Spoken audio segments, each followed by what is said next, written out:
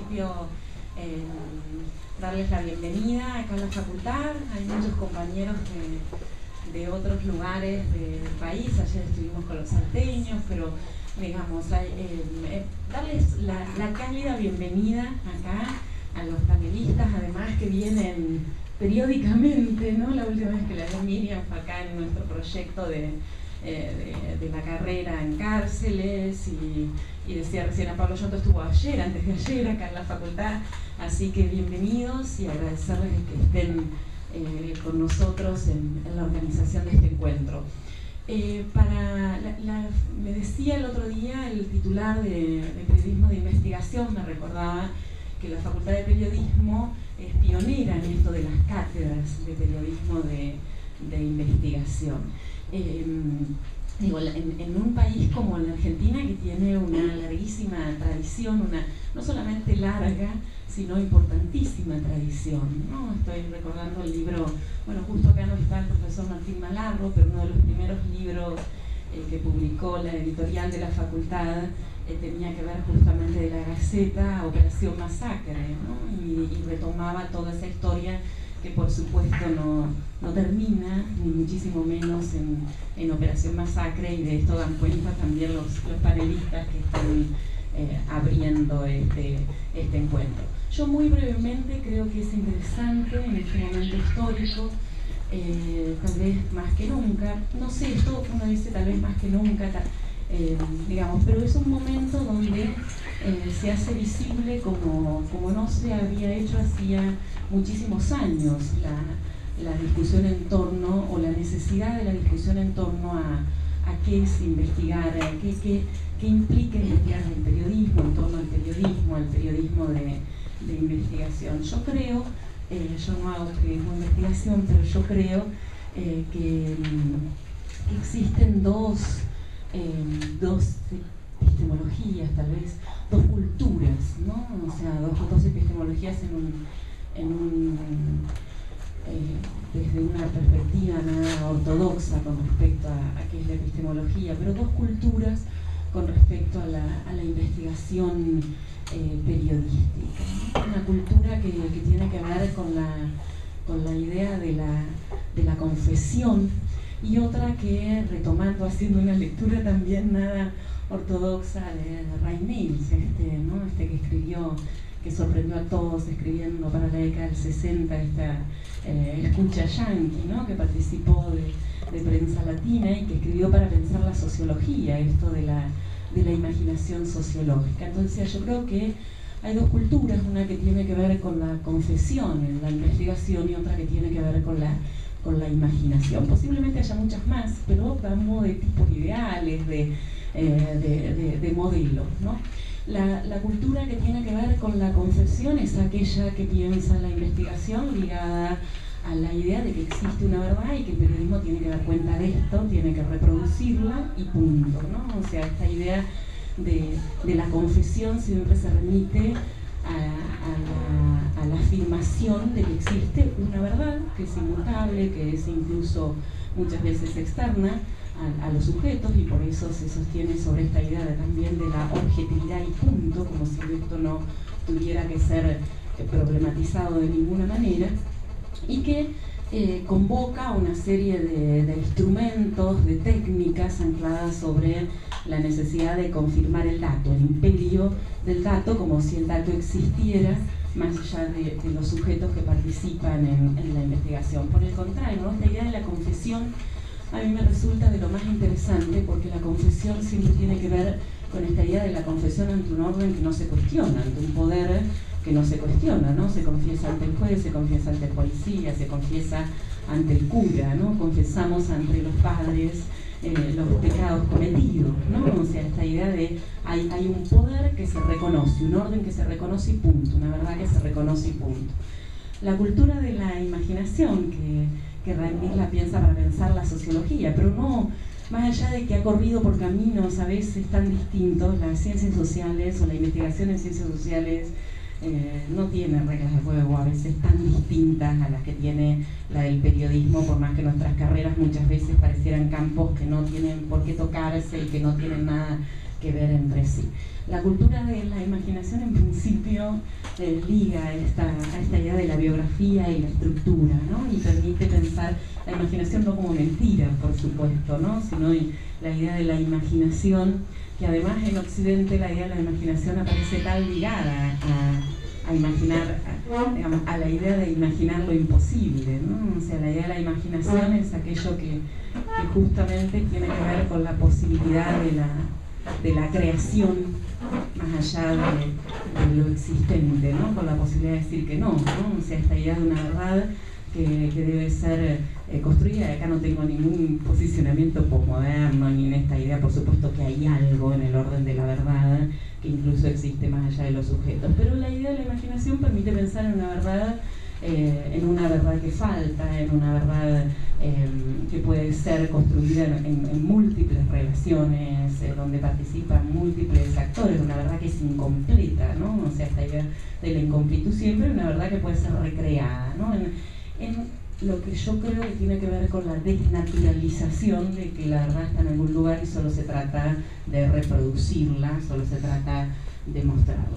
Bueno, me parece que en ese lugar se han jugado mucho de nuestras cátedras en las universidades nacionales en periodismo de investigación, ¿no? O sea, lo que tiene que ver con el periodismo de investigación. Y me resulta de lo más interesante una convocatoria ligada a esta idea de nuestras cátedras, ¿no? O sea, esta es una convocatoria a pensar el periodismo de investigación, pero además a pensarlo para un ejercicio que tiene que ver con la docencia en nuestras universidades públicas, ¿no? Y convocarlo desde algunas de estas ideas, ¿no? O sea, no hay una única verdad con respecto a qué es posible de ser investigado y sobre qué procedimientos, ¿no? Y sobre qué lugares. Y finalmente, digo, para darle lugar a los panelistas, que son los que vinimos todos a escuchar, finalmente quiero decir que me parece súper importante que en este momento, ¿no? Desde la Facultad de Periodismo, nos parece que en este momento histórico en el cual las universidades vuelven a estar en la discusión pública, ¿no? Y lo vemos de manera súper problemática, podríamos decir muchísimas cuestiones con respecto a esto, pero vemos qué tan interesante es esto de que sigan entrando cada vez más estudiantes a nuestras universidades, ¿no? O sea, si pisamos cualquiera de nuestras universidades, las universidades más viejas como estas, las universidades más nuevas, vemos como todos los años siguen entrando más estudiantes y particularmente esto ha sucedido en estos últimos años, ¿no? Y particularmente en este año el paisaje, ¿no? Antes de ayer estuve en la Universidad de Quilmes, acá el paisaje de nuestras universidades tiene que ver cada vez más con esta idea de más estudiantes ocupándolo, más estudiantes haciendo preguntas, que habla obviamente de que, merecido o no, esta es otra discusión, ¿no? O sea, pero que esta sociedad sigue esperando de nuestras universidades, que este encuentro sea de periodismo de investigación y que esté anclado claramente en esta convocatoria de las cátedras, del cual Miguel Mendoza ha sido uno de los grandes artífices, ¿no? De esta idea de que las cátedras, Miguel es la facultad para nosotros en todo esto y en muchas otras cosas más, pero ha sido uno de los grandes artífices de esta convocatoria de cátedras, que sea en cátedras, ¿no? O sea, que la discusión sea convocar a las cátedras, porque tenemos preguntas nosotros, pero tiene muchísimas preguntas, toda una sociedad que hoy no está toda adentro de la universidad y que nosotros tenemos que responder, me parece doblemente importante en este contexto histórico. Así que muchas gracias. Yo le doy la palabra a Pablo, agradeciéndoles a todos, ¿no? O sea, agradeciéndoles a nuestros panelistas que yo le decía recién a Mendo, me muero de ganas de escuchar que vamos a debatir en esto, pero agradeciéndoles el compromiso de estar acá una mañana, con lo que eso implica, de volver, digamos, de estar permanentemente cada vez que los convocamos. Y a todos ustedes, por supuesto, y bueno, inauguramos unas dos grandes jornadas en este encuentro. Gracias.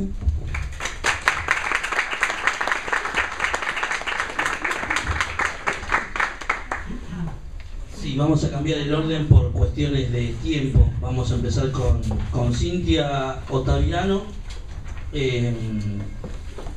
Una pequeña presentación, forma parte del equipo de investigación del diario Tiempo Argentino, es columnista del canal CN23, fue productora de Canal 3 y redactora de Perfil y Noticias. En 2003 publicó Secretos de Alcobas Presidenciales y en 2007 Crímenes en Familia. Cintia. Bueno, no es que Pablo no aceptara el convite, hablar primero, simplemente es que voy a tener que irme un poquito más temprano porque en Radio Nacional tenemos un programa que se llama Tinta Roja de Análisis de Medios, que de paso los invito a que lo escuchen, y bueno, empieza en un horario que lamentablemente me tengo que ir antes. A mí me parece interesante que hagamos primero un contexto, que aunque lo sepamos todos, es necesario desde mi punto de vista remarcar. ¿Es necesario que tenga el micrófono? No. Sí, por la transmisión. Bueno, perdón. Así como la 125 fue una bisagra en lo político, económico y social, yo creo que la Ley de Servicios de Comunicación Audiovisual, que para hacerla rápida le decimos Ley de Medios, fue nuestra gran bisagra y tal vez el hito más importante hasta aquí de la batalla comunicacional que estamos librando en la Argentina. En ese contexto es que el periodismo de investigación está degradado en los diarios que se creían eran las vacas sagradas del periodismo. Hoy el diario Clarín y el diario La Nación no tienen equipos de investigación periodística, sino que los que formaron históricamente algunos equipos de investigación periodística están desperdigados en la redacción. El único diario que tiene un equipo, que en realidad es un equipito, a decir verdad, porque somos 4 personas, es el diario Tiempo Argentino, que desde que lo fundamos el año pasado asumimos un compromiso en tener una agenda diferente a la que vienen teniendo los equipos de investigación contemporáneos. Porque hay un eje, recién hablábamos de la verdad, de esta verdad que aparece como intachable, como impoluta y como única. Es cierto que como periodistas de investigación tenemos que trabajar en la búsqueda de esta verdad, y hay una forma de resumir rápidamente el periodismo de investigación, que es aquel que busca la verdad que ha sido ocultada por quienes detentan el poder. Esta es como la frase célebre. El tema es que hay 2 ejes ahí que me gustaría compartir con ustedes. Uno es el de la verdad, que es la verdad en el periodismo de investigación. Después del caso Watergate, de alguna manera los periodistas de investigación aceptamos que la verdad es aquella que sostienen por lo menos 3 fuentes que no tienen vínculo entre sí. Cuando uno dice 3 fuentes no parecen tantas. Sin embargo, yo los invito no solo al ejercicio profesional si tienen la posibilidad de hacer periodismo de investigación, sino a recorrer las supuestas notas de investigación periodística de la gráfica o a mirar las supuestas notas de investigación periodística de la televisión y a escucharlas de la radio, que el único equipo es el de Investigación Nacional, que después Miriam les contará seguramente con más detalle, y veamos si tienen 3 fuentes que sostienen lo mismo y que no tienen vínculo entre sí. Yo les garantizo que esto no es algo que se esté dando dentro del periodismo argentino en general, y esto muestra en principio la degradación, porque naturalmente el prestigio que se supone que viene asociado con el periodismo de investigación hace que desde la televisión sobre todo se haya tomado esa bandera como si fuera tal para vender, para llamar la atención de las audiencias y que crean que este medio de comunicación es depositario de una serie de héroes o heroínas que están buscando la verdad por ahí, cuando en realidad están muchísimo más asociadas al infotainment, que es esta categoría que todos sabemos que es la mezcla de información y de entretenimiento, y que en realidad está bastante lejos de lo que nosotros consideramos que es el periodismo de investigación. Les decía que el año pasado, cuando fundamos Tiempo Argentino, el eje de nuestra tarea tuvo que ver con esta segunda parte de la frase, que es la de descubrir aquello que haya sido ocultado por quienes detentan el poder. No hay poder más circunstancial en ningún país que el que detenta un gobierno. Este es mi punto de vista. Todo gobierno tiene una fecha de vencimiento. Sin embargo, se insiste desde el periodismo de investigación o insistían esas vacas sagradas que empezaron a resquebrajarse más que nunca a partir de la Ley de Servicios de Comunicación Audiovisual, pero que si se va hacia atrás en la historia aparecían claramente estas grietas, que lo único que hay que hacer es investigar hechos de corrupción en el gobierno. Pero la corrupción o la atraviesa una sociedad si es que está tan metida en el gobierno o no existen esos términos, porque quienes forman parte del gobierno surgen de nuestra sociedad. Con lo cual esto quiere decir que hay corrupción dentro de las corporaciones, hay corrupción dentro de la iglesia, hay corrupción dentro de las Fuerzas Armadas, y hay corrupción en definitiva en quienes detentan el poder históricamente en la Argentina, y no nada más que aquellos que lo hacen circunstancialmente durante un periodo de tiempo. No quiero decir con esto que no haya que investigar hechos de corrupción política, lo que quiero decir es que hay que abrir las agendas, y por lo menos esto es lo que pensamos en el diario Tiempo Argentino, y cuando hablamos de corporaciones también incluimos a los medios de comunicación. Y fue así que, considerando también que el periodismo de investigación histórico, que es una categoría que particularmente vengo trabajando ya hace muchos años, que me parece que no tiene todavía el espacio que merecería, no solo en el ejercicio profesional, sino también en el ámbito académico. El periodismo de investigación histórica, hay una experiencia en España muy concreta, alguna aislada en Latinoamérica.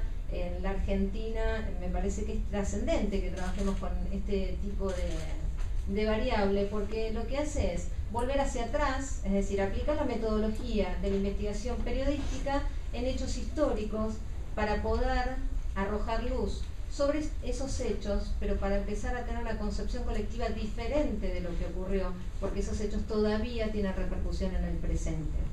Ese sería como el eje del periodismo de investigación histórica desde mi punto de vista. Y así fue, por ejemplo, que el año pasado hicimos el trabajo sobre papel prensa, en el que en el diario, a lo largo de varios meses, empezamos investigando 3 meses, publicamos un suplemento, pero después seguimos varios meses más, junto con Juan Alonso, fueron prácticamente 10 meses de trabajo de investigación periodística en la que demostramos que el diario La Nación, el diario Clarín y en aquel momento el diario La Razón se habían apropiado de papel prensa que estaba en manos de la familia Greiber, asociados naturalmente a la AVI, la Macera y Agosti, la última dictadura militar, que es una causa que todavía está pendiente y que tendrá que resolver definitivamente sobre las imputaciones que pesan sobre Ernestina Herrera de Noble, sobre Héctor Mañeto, sobre Bartolomé Mitre y otros. Y que es un caso que para nosotros también resulta trascendente, porque allí en papel prensa lo que se está haciendo es vulnerando la libertad de expresión, en tanto y en cuanto hay solo 2 empresas periodísticas que están asociadas entre sí. El Estado tiene mayor participación que La Nación, o sea, todos tenemos más acciones que el diario La Nación, pero esto no está comunicado como corresponde por la mayoría de los medios, que en este caso tienen los intereses económicos puestos allí en papel prensa. Y entonces es importante que prestemos atención, porque no solo en esta causa es que pueden perder el prestigio, sino también la libertad. Entonces, desde el diario Tiempo Argentino hemos llevado adelante esta investigación, así como también hemos investigado a José Antonio Aranda en su momento por querer privatizar el río Ayuí en Corrientes para tener un beneficio económico personal, en una alianza concreta con el poder político local. También hemos investigado, hemos denunciado a la Cancillería, porque algunos dicen, siguiendo un poco este discurso de Clarín y La Nación, que claramente tienen intereses económicos que defender y intereses personales, como les decía recién, como su propia libertad. Y entonces lo que nosotros consideramos que son los medios alternativos, o lo que yo considero que forman parte de los medios alternativos, como Tiempo Argentino y como Radio Nacional, ellos dicen que somos, la mierda oficialista no se atreven, ¿no? Pero que somos ultra kirchneristas. Los medios ultra oficialistas es la categoría que nos envidian permanentemente. En ese sentido dicen que la investigación periodística de papel prensa fue en realidad del gobierno y no legítima de los trabajadores de Tiempo Argentino. y entonces allí, además de agredir, lo que se está dejando de ver es que en realidad hay un grupo de profesionales que considera que este poder establecido no es solo por el gobierno, sino también por los medios de comunicación, y que es hora de que arrojemos luz sobre estos temas. Una de las preguntas era si existe un periodismo de investigación independiente. Y la primera respuesta es otra pregunta, que es independiente de qué, ¿no? Siempre hay una frase muy buena de Jauretche que tal vez resuma mucho mejor lo que yo puedo decir sobre este tema, que es que el periodismo en general independiente no existe, que en realidad la independencia es una máscara, dice él, para hacer pasar la mercadería de contrabando como si fuera incolora, inodora e insípida. Todos creo que reconocemos a Rodolfo Walsh como uno de los padres del periodismo, y no se puede valorar Operación Masacre, ni quién mató a Orsendo, ni el caso Satanowski, sin valorar la dimensión política del sujeto político que era Rodolfo Walsh. De manera que esta pregunta de el periodismo de investigación independiente existe, la respuesta es que es imposible que exista un periodismo independiente, y aquí viene lo otro. ¿Independiente de qué? Debatamos cuáles son las dependencias que tiene el periodismo en general en la Argentina hoy, y debatamos cuáles son las dependencias entonces que tienen los periodistas de investigación. También en cuanto a los nuevos escenarios, una de las preguntas es que si había posibilidad de un periodismo de investigación alternativo. Yo creo que, lo dije hace un ratito, el periodismo de investigación alternativo considero que hoy está en tiempo argentino. Considero que la experiencia de Radio Nacional sobre periodismo de investigación, equipo que integré un tiempo el año pasado, ¿sí? El año pasado, pasan tantas cosas que es difícil a veces posicionarse en el tiempo. Es parte del periodismo de investigación alternativo. Siempre hubo trabajos como el que hizo Pablo Yonto, que ustedes también supongo que conocerán muy bien, dentro de lo que se puede llamar periodismo de investigación alternativa. Hay una experiencia en Alemania, no sé si lo conocen, es un periodista que se llama Günter Wallraff, que él encarna uno de los ejemplos de periodismo de investigación alternativo y hecho por su propia cuenta. Hay 2 libros, si no me equivoco, editó Anagrama, que se llaman El periodista indeseable y Cabeza de Turco, que son recomendables para ver. Él hizo varios trabajos vinculados con descubrir esta verdad oculta, desde trabajar en McDonald's durante muchísimo tiempo para poder denunciar a las realidades a las que se veían sometidas los trabajadores, lo mismo en una fábrica de cartón, la discriminación existente y varias cuestiones. Me parece que es un ejemplo interesante, pero que en Argentina tiene ciertas dificultades, ¿no? Es muy difícil por nuestra historia, porque nadie se olvida de Cabezas ni de Mario Bonino, y aquí en La Plata de Miguel Bruch, creo que todos tenemos presentes estas historias de asesinatos, de la máxima expresión de la violencia encarnada por el poder, de manera que las experiencias individuales no siempre son las más acordes por la falta de protección. En cuanto a que en la gráfica y en la televisión el equipo de Telenoche Investiga está absolutamente desmembrado, y creo que se lo usa como una variable de la necesidad que tiene que ver como la resultante de los negocios económicos que pueda tener el grupo Clarín hoy, que en la radio solo exige la experiencia nacional. Me parece que está asociada a que los equipos de investigación son un tanto inmanejables, en el sentido que los periodistas de investigación se supone que se desprenden de la autocensura tan típica que hay habitualmente, incluso, y esto es necesario que hagamos una autocrítica a todos los periodistas, porque está esto de yo este tema no lo llevo porque no me van a dejar, porque como el dueño es, en el caso de Tiempo Argentino, es Polky y Garfunkel, o como no puede ir a acompañar los intereses que yo creo que deben tener no lo hago, esa autocensura típica que es la primera que hay que desprenderse. Si el periodista de investigación se desprende, pasa a ser una persona peligrosa, en el sentido que investiga todo aquello que le ha resultado producto de su curiosidad o de una pista que alguien le haya podido acercar, o de una conversación o de lo que sea. Y además que no somos personas económicas, digamos, porque estamos mucho tiempo investigando un solo tema, cuando los patrones de las empresas periodísticas argentinas pretenden siempre, tienen una cuestión absolutamente cuantitativa, ¿no? Que es esta de saber a ver cuántas notas publicó tal y en cuánto tiempo, porque tienen una ecuación muy concreta de cuál tiene que ser la productividad de los periodistas en las distintas redacciones. Entonces, entre que se produce esta variable del no manejo producto de la propia voluntad de la investigación y del costo económico que les resulta caro, me parece que enseguida se los termina disipando. En relación a los temas investigados y a los intereses, creo que ya fui clara desde mi experiencia.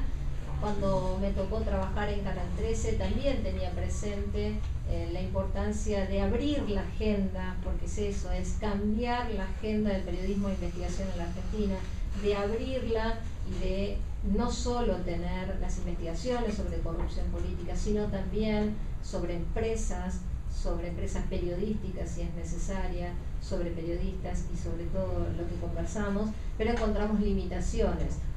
Recuerdo el otro día en una charla en la Universidad de El Salvador, me acordaba del caso de Loma de la Lata, que había presentado en una etapa de sumario donde los pueblos originarios denunciaban a YPF por contaminación, y entonces producto de esa contaminación habían llevado una especie de lista de los casos de malformaciones en el nacimiento de los bebés. Y recuerdo que la respuesta que se me dio es que no era televisiva. Y como no era televisiva no se podía hacer. En el periodismo aceptamos que en la etapa de sumario se planteen este poder y no poder hacer.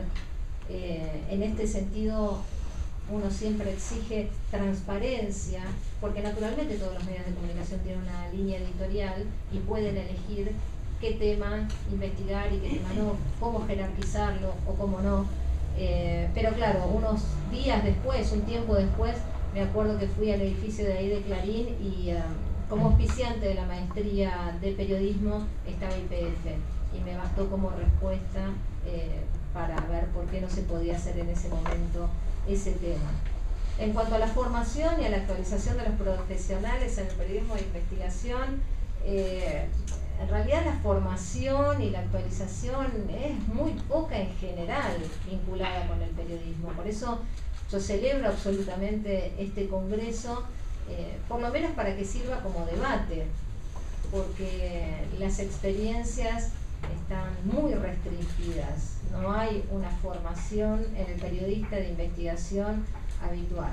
Y eso se ve en las propias notas, digamos, en el mero repaso de las publicaciones o de aquello que se considera periodismo de investigación, queda clara que la formación es bastante poca o restringida.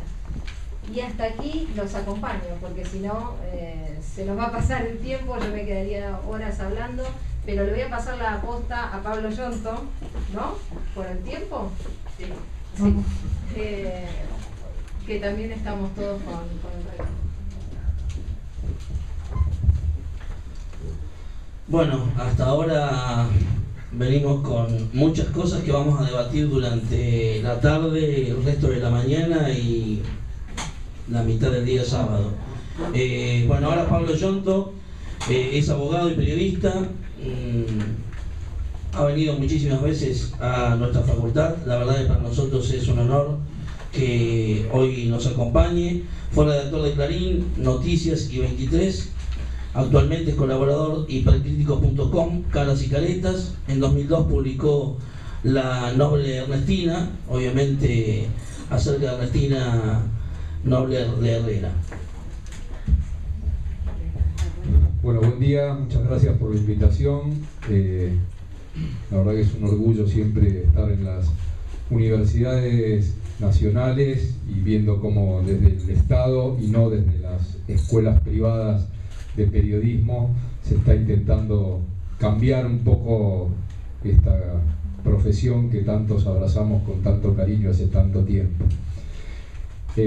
Creo que todos estamos viviendo una etapa particular en la que tal vez podamos decir dentro de unos años fue la era en la que se produjo la resurrección del periodismo de investigación, quizás la resurrección del periodismo en realidad en la Argentina después de tantas décadas de aplastamiento, de silencio y de censura y autocensura en nuestros gremios.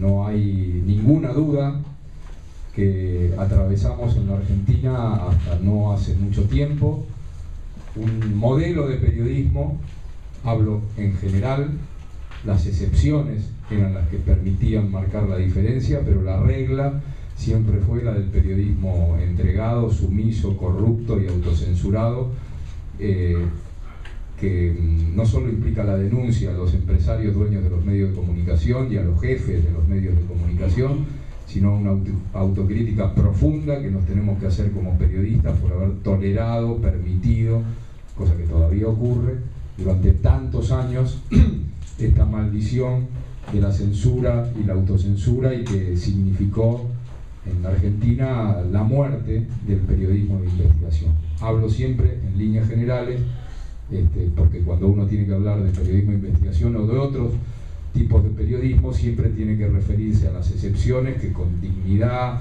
y honrosamente, por supuesto, salvaron un poco los trapos de quienes anhelamos un periodismo distinto.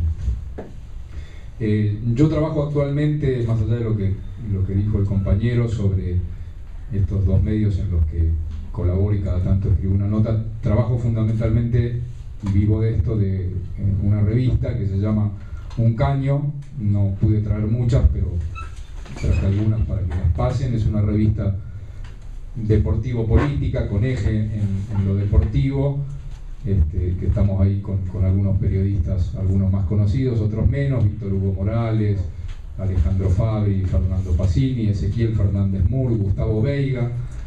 Nombro estos dos últimos porque para quienes están un poquito más metidos en el ambiente del deporte, estos dos periodistas son para nosotros los dos ejemplares casi de zoológico que exhibimos casi en una jaula también, diciendo: miren, aquí tienen ustedes casi los dos únicos periodistas de investigación en el periodismo deportivo que hay en la Argentina. Porque claro, hacer periodismo de investigación en líneas generales es todo un tema, como bien explicó Cintia, y ahora seguramente y Miriam va también a contar otras cosas.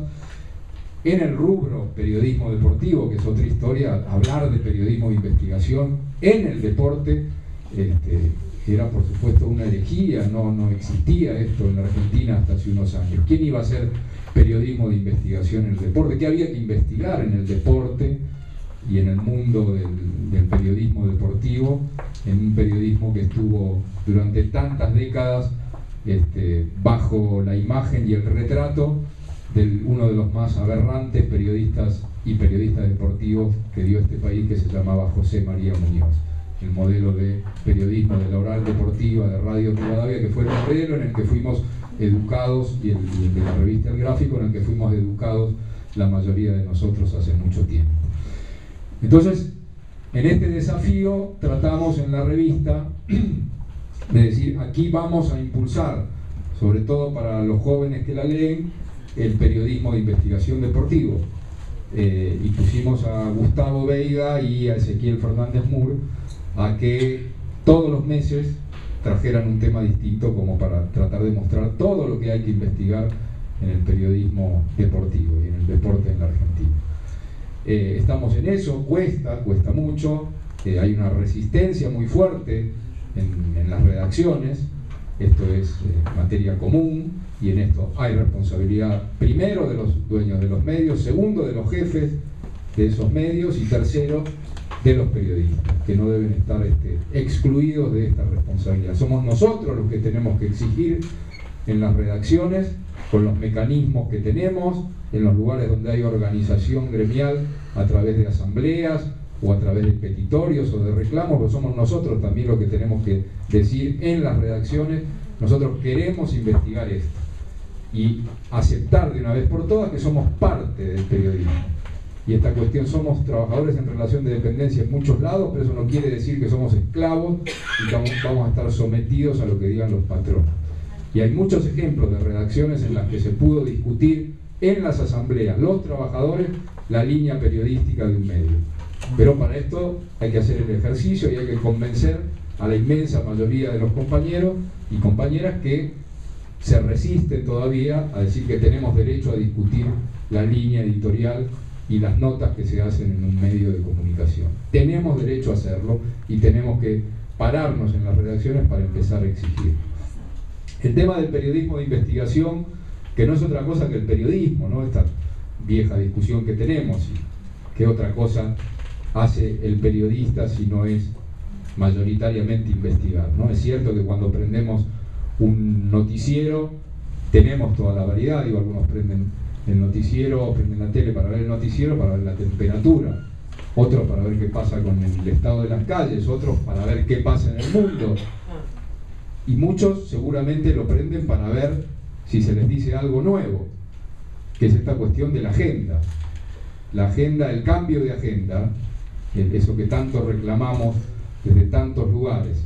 No someternos a la agenda de los grandes medios implica que desde el lado de los periodistas nosotros tenemos que utilizar la cabeza para generar esos elementos de la nueva agenda, y en esa nueva agenda por supuesto entran los nuevos temas, y en los nuevos temas entran los temas en los que jamás nos hemos metido, que no son otros, cuando vamos a discutir qué investigamos, que no son otros que eso, los temas sobre los cuales vamos a proponer investigación liviana o investigación profunda. Investigación liviana porque hay una enorme cantidad de temas en los que no hace falta correr una losa para ver qué hay abajo. No hay que meterse en los sótanos, ni en los túneles, ni en los archivos. Los temas están ahí, a la vista nuestra. Casi no hay que usar ni una técnica de investigación. Lo que hay que hacer es salir a la calle. Primero, hay una cantidad enorme de temas que no se tocan y no se investigan, y que son muy fáciles de investigar, porque nuestra imaginación está bloqueada, producto de que hemos sido educados en la agenda eterna de los medios. Y la agenda eterna de los medios es más o menos parecida década por década. Siempre es más o menos lo mismo, sección por sección. Podemos hacer la prueba, no dará tal vez hoy el tiempo para ponernos en marcha en ese ejercicio, pero cuando ustedes van y reúnen periodistas y estudiantes de periodismo y le dicen, bueno, vamos a hacer la sección política, ya, temas para mañana, generalmente salen los mismos temas que están en la agenda de los grandes medios. Eso es falta de imaginación sobre qué vamos a hacer.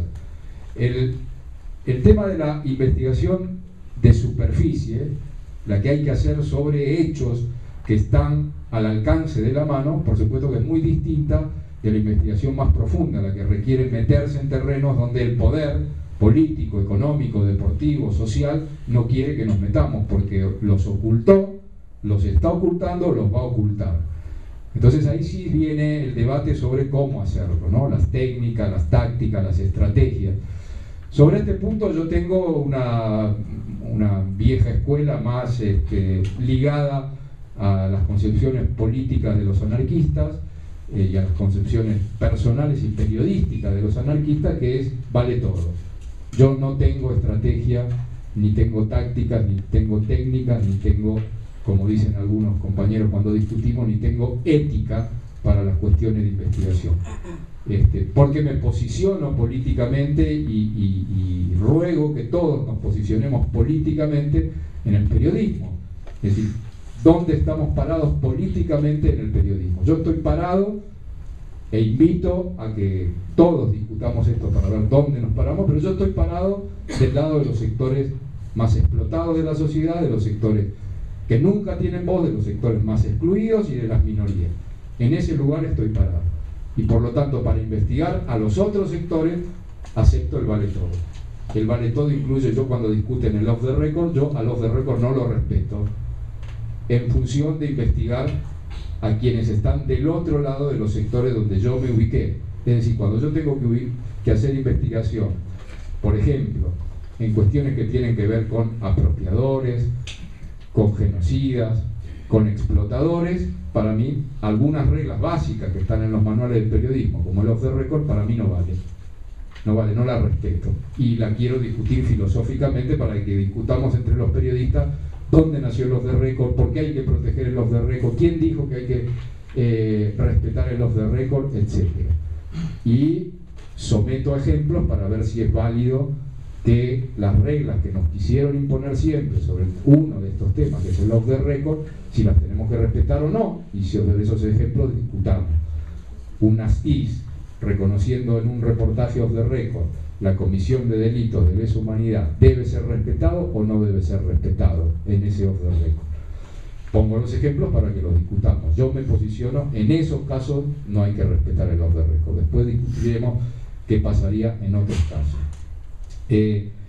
Por eso soy de quienes invitan a que los manuales de periodismo sean dados vuelta como una media, pongamos en crisis todos los conceptos. Este es el momento en el que el periodismo, como dijo bien la compañera, después de mucho tiempo, y tal vez gracias a la 125, a la pelea Clarín con el gobierno, a la nueva ley de medios, etc., es el momento en el que el periodismo salió por primera vez a escena para que se discutan muchas cosas públicamente. Y por primera vez en las redacciones se potenció la discusión del rol del periodista. Quiénes somos, para qué estamos, qué hacemos, a quién hay que investigar, a quién no, dónde está parado tal medio, se le cayó la careta a fulano de tal, etc. La primera vez que vino este aluvión para poder meternos en discutir qué hace o qué no hace Tenenbaum, a quién responde el diario Clarín y tal periodista, a quién no responde, etc.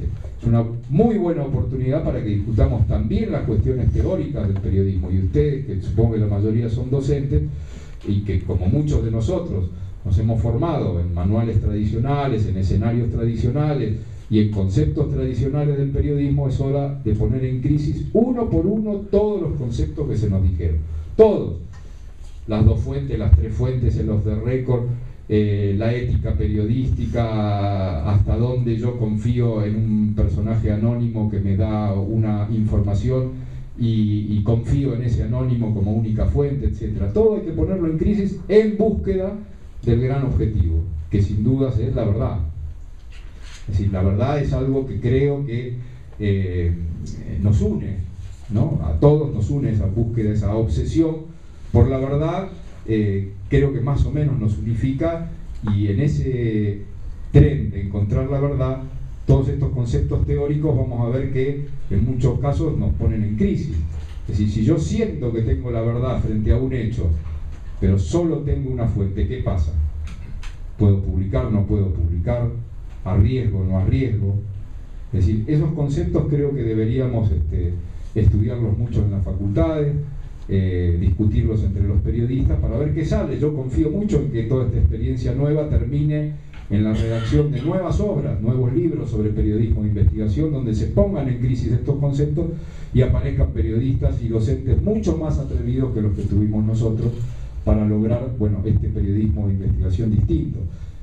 Yo pregono el periodismo de investigación, el de la valijita, pero no el de la valijita de la que se viene hablando en estos años, el de la valijita del viejo Osvaldo Bayer, que agarró la valijita hace 50 años y se puso a recorrer la Patagonia para averiguar una verdad histórica en función de algo que tal vez no se llamaba en aquel momento periodismo de investigación, pero que terminó sin duda en una de las más grandes investigaciones de un periodista solitario que fue a desnudar una verdad que estaba más o menos mostrada, pero que había que meterse, caminar, recorrer, viajar e ir con esa valijita donde llevaba expedientes, 2 libros, fotocopias, etcétera, para ver qué había ocurrido con esa masacre tan vieja para él, ahora mucho más vieja para nosotros.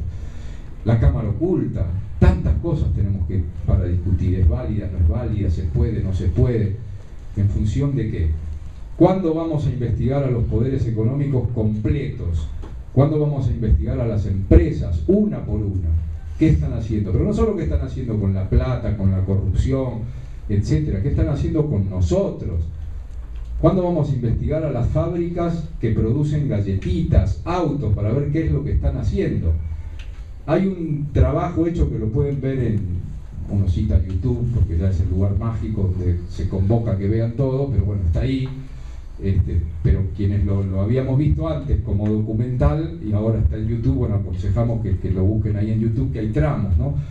Esa historia que hicieron en Estados Unidos a partir de la historia de la bombita de luz, que se le ocurre a alguien investigar cuánto dura una bombita de luz, y en la investigación sobre qué vida útil tiene una bombita de luz, descubre que las empresas fabricantes de las bombitas de luz habían decidido en una reunión hace muchísimos años acortar la vida útil de una bombita de luz. ¿Para qué? Para vender más, porque sabían que el producto bombita de luz iba en ascenso fenomenal en la historia de la humanidad, es decir, cada vez hay más gente, cada vez hay más casas, cada vez hay más bombitas de luz. Entonces descubrió, a través de expedientes y de investigaciones, etcétera, que se habían reunido para decidir que la vida útil de una bombita de luz iba a ser de 1500 horas, cuando en realidad la bombita de luz inicialmente había sido preparada para que tuviera una vida útil de 2000 y pico de horas. Y ese trabajo sencillo, digo, a partir de un hecho concreto, como fue, me viene a la cabeza también otra anécdota que no sé si fue de qué periodista, pero el famoso tema de cuántos fósforos trae la cajita de fósforo que anuncia que trae 222 palitos de fósforo.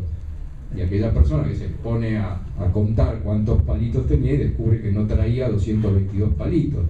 Digo, esto tiene que ver con las estafas que nos hacen diariamente las empresas que producen alimentos, vehículos, etcétera, y que nosotros en este aspecto tenemos también una gran deuda. Por eso cuando muchos alumnos preguntan ¿qué investigamos?, la verdad que la lista es infinita, pero tenemos que corrernos de este modelo que tenemos tradicional de el periodismo investiga en general hechos de corrupción, en general funcionarios que están involucrados en estos temas de corrupción. No hay muchísimo para investigar, y ahí el desafío. Por eso, bueno, celebramos también estos encuentros, creo que nos hacen pensar mucho más a todos, y que de aquí van a salir nuevas ideas, nuevos libros. Si yo tuviera que escribir un libro sobre periodismo de investigación, le pondría de título a la calle, todos a la calle, pero no despedidos, todos a la calle a investigar.